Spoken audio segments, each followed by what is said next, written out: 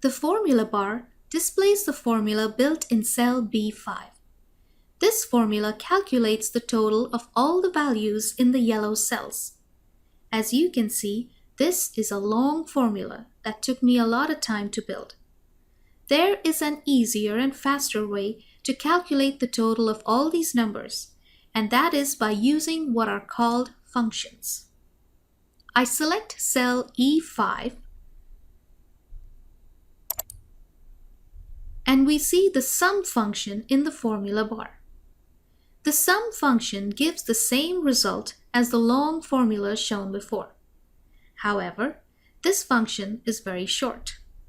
The sum function contains, between parentheses, the range A1 to E4, which is exactly the range that contains all the yellow cells.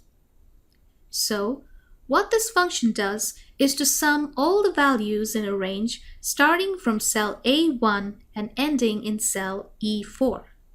As you can see, this function is easy to build and understand.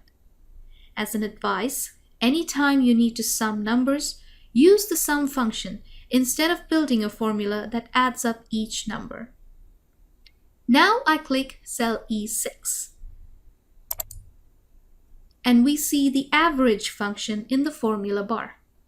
The average function contains, between parentheses, the range A1 to E4.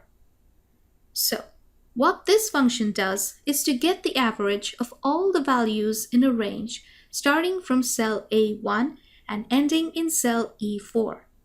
As you can see, this function is easy to build and understand too.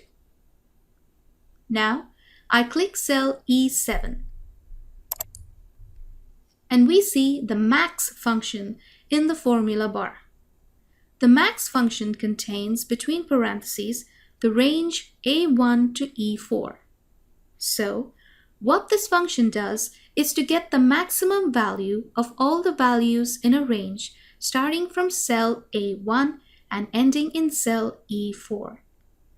In summary, functions are built-in Excel formulas that make it very easy to perform long or complex operations.